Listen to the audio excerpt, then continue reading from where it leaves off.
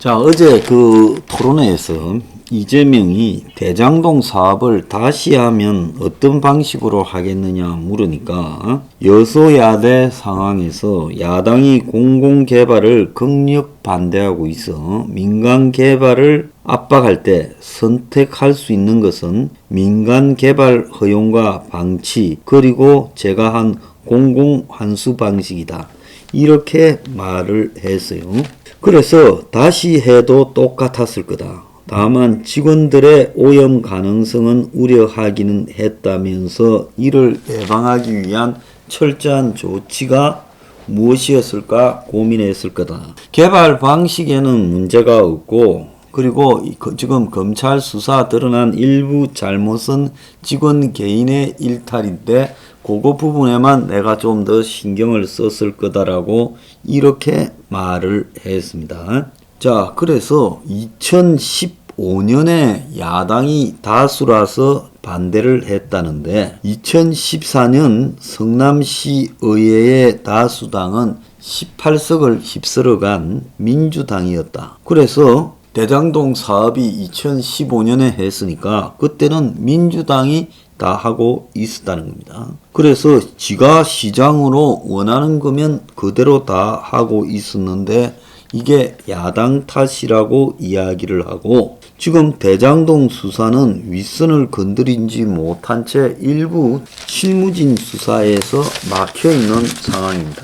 오늘 보면 정진상 이재명 전 비서 이자가 지금 선대위 비서실 부실장을 하고 있는데 소환이 임박했다는 거예요. 대장동 결제 라인에 있고 이재명의 최측근이고 정치적 파장도 예상되는데 유동규하고 통화도 했죠. 그런데 그 사실이 유출된 데 대해 검찰, 경찰을 비난하고 검찰, 경찰이 사과를 했죠. 그래서 변호사도 지금 이재명과 잘 아는 캠프 외곽 측근 유력 변호사가 정진상 변호사를 맡았다는 겁니다. 검찰이 이 사건은 이재명이 지금 지지율이 앞서가는 시점에서 정진상을 소환하는 이유가 있다고 봅니다. 아마 윤석열이 앞서가는 시점, 많이 앞선 시점에서 이 수사를 했다면 대충 하지는 못할 거예요.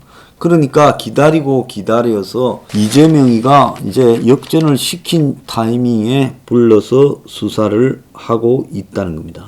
자, 지금 김문기가 죽고 유한기가 죽고 유동규가 구속되어 있는 상황에서 정진상이가 성남 대장동 개발 관련해 가지고 최소 9건의 서명을 했는데 성남시장 시절에 처음부터 끝까지 비서실장을 했고 결제 라인에서 이재명이 바로 밑에 붙어 있었다. 즉 이 일과 관련해서는 2인자였다는 거죠. 자, 그래서 유동규가 압수수색 직전에 정진상과 통화한 것은 둘이 말 맞췄다라고 봐야 되고 또 황무성 전 성남도계공 사장을 쫓아낼 때도 정진상이가 다 관여했을 거다. 지금 그렇게 나오지 않아요? 유한기가 정진상 이름을 갖다가 언급하며 황무성에게 사퇴 압박을 했다고 하는 진술도 나왔고 그런데 검찰은 지금 대장동에 대한 수사를 강화하기보다는 윤석열 장모 일가가 양평에서 하는 공영지구 사업에 대해서 특혜가 있다고 여기에 개발 사업과 관련해서 양평군청 8곳을 압수수색을 어제 했어요. 그래서 특혜를 받은 부분을 갖다가 찾아내어서 아마 이 공격을 하려고 할 거고 장모 등 처남 등이 원래 이 양평군의 공흥단지는 아파트 350가구를 약 한 7,000평의 이 땅에 짓는 건데 LH가 국민임대주택을 지으려했는데 양평군이 민영개발로 전환했고 그 한 달 만에 윤 후보 장모 가족회사가 이 사업권 즉 시행권을 따내서 분양까지 진행을 했다는 거예요.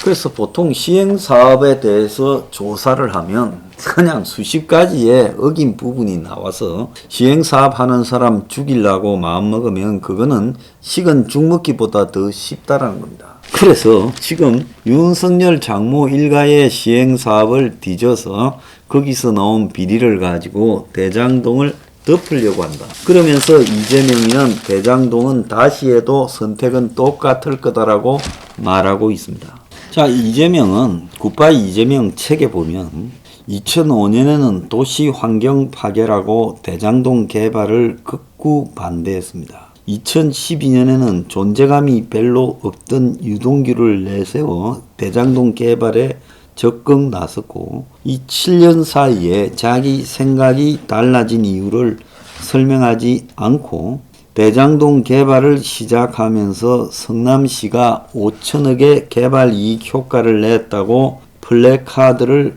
걸고 대대적 홍보를 했는데 5천억 개발 이익 근거를 내놓지 못했다. 이렇게 이야기를 하고 대선 후보가 터지면서 이제 스캔들은 점입 가경이 되어버렸고 대장동 개발로 2012년부터 시작된 성남시의 이익을 발표했지만은 2021년 현재 1조 원가량이 자기 측근들 몫으로 돌아가 버렸습니다.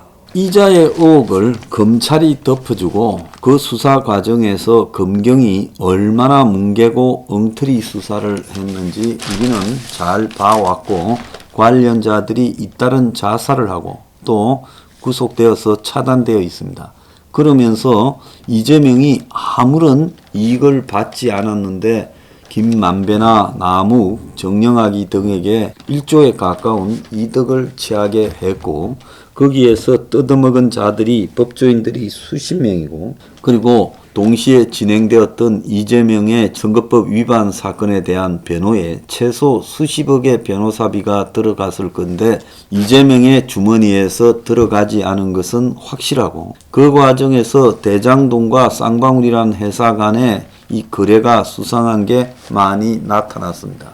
자, 그럼에도 이런 것들이 짚어지지 않고 다 넘어갔고 누가 보더라도 정진상이가 이런 부분들을 앞으로 나서서 유동규에게 결제하고 지시하고 이렇게 진행되었을 가능성이 매우 높음에도 이재명은 이런 부분을 예측이나 한 듯 자기가 직접 대하지 않으면서 대장동의 모든 이득을 몰아줘 놓고 아마 그 이득에서 나온 상당 부분도 상식적으로 본다면 본인이 취했을 가능성이 높음에도 본인이 증거가 어딨냐면서 지금 뻗대기고 있고 그의 오른팔 왼팔까지도 지금 버티고 있습니다. 그런데 대장동만 이렇게 한 게 아니라 백현동 그리고 위례 정자동까지 다 이렇게 만들었습니다. 그러면 한 군데라면 혹시 사업상 실수를 하더라도 한 군데가 아니라 4개를 똑같은 방식으로 파격적 특혜, 파격적 수익을 몰아준 부분에 대해서 이것이 우연의 일치라고 하겠습니까? 그리고 유한기와 김문기의 자살이 우연이라고 하겠습니까? 자, 정권이 이재명을 봐주기 때문에 이 수사가 지금 정권의 주구 검찰, 경찰에 의해서 제대로 되고 있지 않은 상황에서 이재명은 앞으로 한 2달 반만 버티면 대통령에 꼴이 난다고 생각하고 밀고 가고 있습니다. 자, 여러분.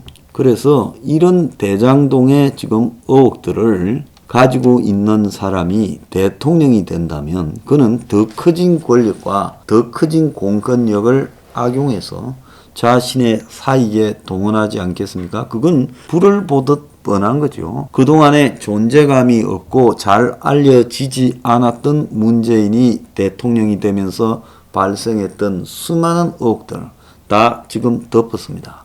자, 덮고도 또 정권을 창출할 수 있다고 하고 있습니다. 국민이 바보입니까? 이런 모습을 보면서도 또 이재명이 떳떳하게 다시 해도 대장동처럼 한다. 이런 말을 하고도 대통령에 당선될 수 있다면 이 나라는요, 민주주의를 포기해야 됩니다. 선거는 요식행위에 불과합니다.